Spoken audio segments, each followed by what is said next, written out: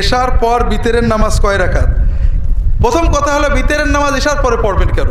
শুধু ঝগড়ার মশলা শুনবেন, সুন্নত শুনবেন না। সুন্নত হলো ঈশা বেতরের নামাজ শেষ সাথে তাহাজ্জুদের সাথে পড়বেন।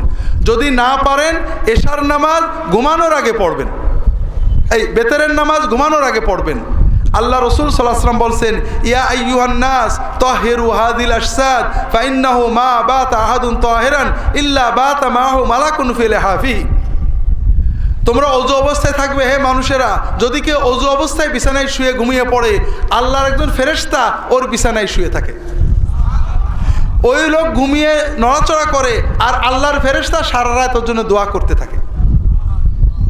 কাজেই ঘুমানোর আগে 10টায় ঘুমান, 11টায় ঘুমান, 12টায় ঘুমান ওযু করবেন, ফ্রেশ হবেন, ব্রাশ করবেন, দাঁত মেসওয়াক করবেন, 2 রাকাত 4 রাকাত কিয়ামুল লাইল পড়বেন। রাসূলুল্লাহ সাল্লাল্লাহু আলাইহি ওয়াসাল্লাম বলছেন, তোমরা বেতেরের নামাজ 3 রাকাত পড়ো না, মাগরিবের মতো পড়ো না, 5 অথবা 7 রাকাত পড়ো।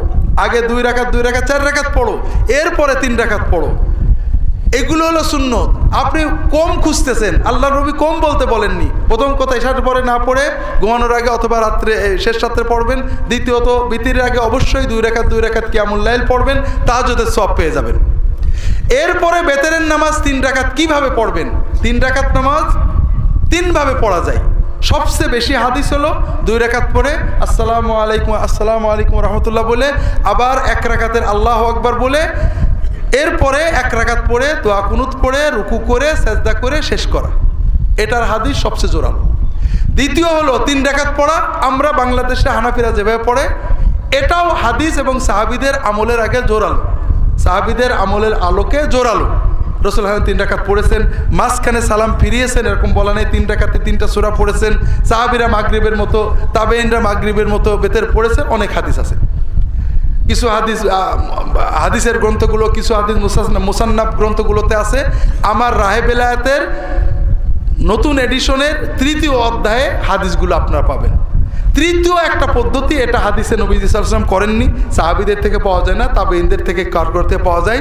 অর্থাৎ 2য় রাকাতে মোটেই না বসে একবারে উঠে দাঁড়িয়ে 3 রাকাত পড়ে শেষ করা।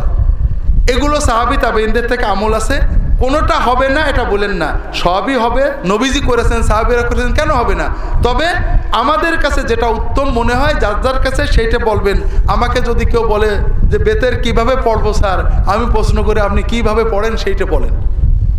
যদি হাদিসের আলোকে বৈধ হয় ওইটাই পড়তে থাকেন, বাড়াতে থাকেন, কমানোর চিন্তা করেন না।